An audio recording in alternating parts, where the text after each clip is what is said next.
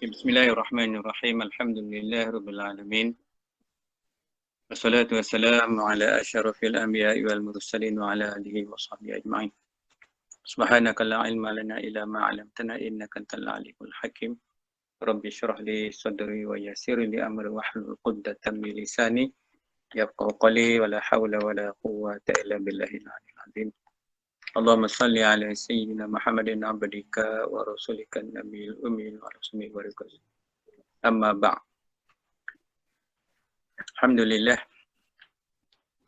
Syukur kepada Allah Subhanahu Wa Taala dengan limpah kurnianya. Alhamdulillah. Seperti mana biasa, kita masih mampu meneruskan lagi program zikir. Zikir kita pada malam ini. Saya rasa malam ini malam yang ke-7 atau ke-8 itulah. Alhamdulillah kita mohon kepada Allah seperti mana yang kita sebut awal-awal kemarin. Mudah-mudahan dengan zikir yang kita buat beramai-ramai pada malam ini dan juga malam sebelum ini dapat menurunkan, dapat menyejukkan akan COVID-19 yang menyerang Malaysia khususnya dan juga amnya seluruh dunia. Jadi inilah apa namanya sebagai sumbangan kita kepada rakyat Malaysia sekalian. Dan walaupun orang lain tak buat macam ni ataupun ada juga yang buat, alhamdulillah, dan kita juga mungkin sebahagian daripada jemaah-jemaah yang berkumpul pada malam ini untuk sama-sama berzikir. Berzikir atas dua jalan. Yang pertama, zikir kita untuk diri kita sendiri, untuk memperbaiki lagi akan segala kekurangan, kelemahan yang ada pada diri kita. Yang keduanya sama-sama berdoa kepada Allah. Mudah-mudahan kita bertawasul kepada Rasulullah, pada Nabi Khidir, pada para awliya salihin. Mudah-mudahan dapat menurunkan, menyejukkan, mematikan akan COVID-19 itu. Mudah-mudahan Allah terima apa yang kita amalkan. Inilah sebagai salah satu daripada sumbangan kita. Kita sebagai orang beriman, sebagai orang Muslim ni, ada benda-benda yang kita kena buat. Tanda kasih sayang kita. Sebab kita dalam kuliah iman. Kita masih dalam kuliah iman, masih lagi mempelajari tentang iman. Iman ni kita dah faham. Sebab Nabi sebab tidak beriman seorang kamu selagi kamu tidak mengasihi saudara kamu sendiri. Jadi konsep iman tu sangat tinggi, martabat iman tu sangat tinggi. Dia mengasihani saudara dia yang lain. Sama juga dengan kita. Dan walaupun dengan sumbangan yang kecil ini, kita harapkan mudah-mudahan Allah mengangkat wabak yang begitu nampak begitu ganas menyerang dunia ni, dan kita pohon kepada Allah. Ini yang dapat kita sumbangkan. So insya-Allah seperti yang biasa, jadi pada peringkat awal saya rasa bagi yang mana yang mungkin ahli jemaah baru pada malam ni yang sama-sama ingin mengikuti majlis zikrullah, majlis kita ingat kepada Allah, jadi bolehlah sediakan pasti awal tadi garam, air sebagai ubat untuk kita sama-sama kita baca doa, mudah-mudahan menjadi barakah. Dan insya-Allah sekarang musim hujan, alhamdulillah. Musim hujan ni. Jadi kalau siapa ke lapangan boleh tadahkan air hujan. Bagaimana air hujan itu dijadikan sebagai penawar. Yang kata Nabi, sekiranya kamu minum air hujan ini, kamu tak perlu lagi lah kepada ubat-ubat yang lain. Kenapa dengan air hujan pula? Air hujan, aulanya air hujan pada malam Jumaat. Biasanya yang selepas lepas yang saya ada buat ubat, sebenarnya saya suruh orang ambil air hujan malam Jumaat.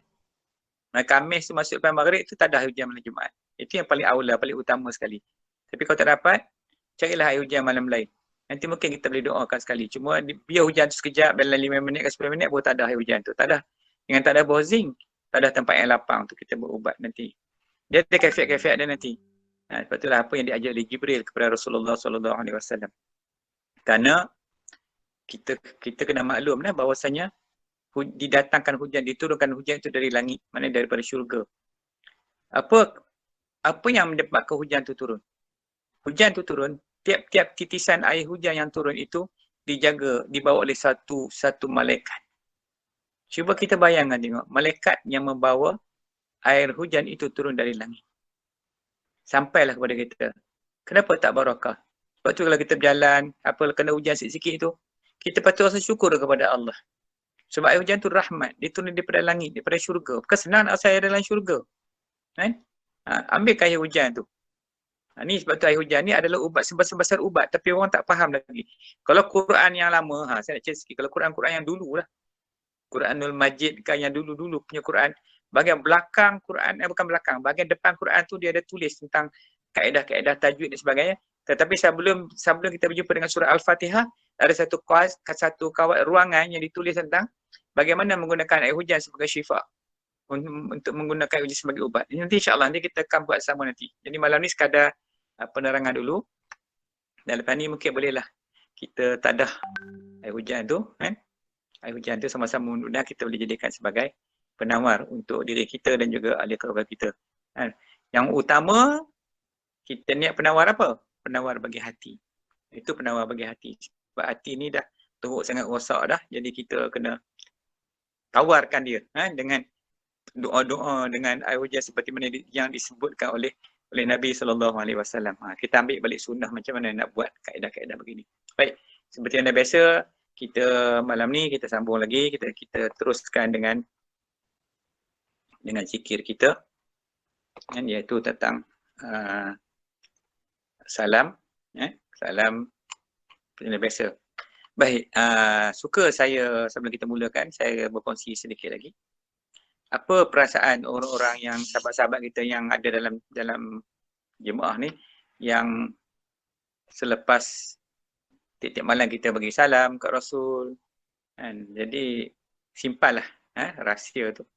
Kalau dapat, itu adalah kurniaan Allah. Siapa-siapa yang dapat, kalau sekiranya dapat bertemu dengan Nabi, itu adalah kurniaan Allah kepada dia sendiri. Tak payahlah dia heboh-heboh.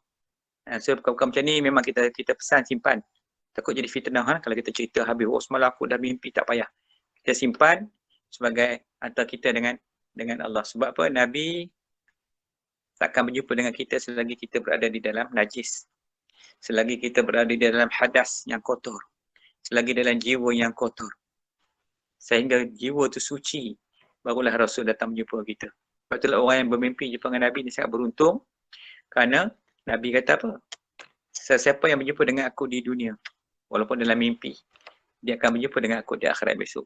Jadi kita mohonlah. Sebab itulah saya bawa amalan ni, kita bawa ramai-ramai. Mudah-mudahan bukan tunggu di padang mahsyar kita jumpa dengan Nabi. Biar kita jumpa sekarang dengan Nabi. Sebab Nabi dah sebut, siapa jumpa dengan aku di dunia, dia akan berjumpa dengan aku di akhirat. Sebab tu orang yang banyak berselawat kepada Nabi, dia ialah yang paling hampir dengan Rasulullah di padang mahsyar besok. Orang yang tak berselawat kepada Nabi, duduk jauh dengan Nabi. Jadi selawat ni ringan sangat-sangat. Jangan kita tak buat. Itulah yang kita buat majlis macam ni. Sebab nak ajar. Bukan semua orang pandai. Bukan semua orang biasa duduk dalam majlis-majlis macam ni. So jadi dalam keadaan PKP ni, itulah yang Nabi sebut, wabak ni adalah sebagai azab bagi orang-orang yang Allah kehendaki. Maknanya orang-orang kafir, musyrikin dan sebagainya. Tapi adalah rahmat bagi orang-orang mukmin. Jadi setidak-tidaknya dengan datangnya wabak begini, kita tak pernah duduk dalam majlis macam ni. Tiba-tiba dengan datang kita PKP di rumah tak lagi ke mana, tiba-tiba Allah bagi petunjuk kepada kita. Maka kita dapat belajar walaupun secara maya begini. Selagi kita dapat berhubung melalui frekuensi gelombang dan sebagainya, maka itu masih dikira sebagai ada hubungan antara kita sama kita. Baik. Itu jadi ini yang kita akan teruskan nanti. So, jadi insya-Allah mudah-mudahan dengan amalan-amalan yang kita buat ni, bagi yang siapa berminat, dia bolehlah teruskan. Ada yang mungkin yang akan bertanya, Ustaz, kalau saya nak buat seorang boleh? Silakan. Saya nak buat sensang boleh? Boleh. Nak buat bila-bila pun boleh. Ini sebagai latihan. Kita ni sebagai latihan. Sebenarnya banyak lagi salam-salam yang saya ada simpan hasrat kita nak sampaikan. Cuma saya rasa cukuplah sebab malam ni panjang, masa kita ambil agak panjang kita baca. Sebaiknya kita boleh mulakan majlis bersama.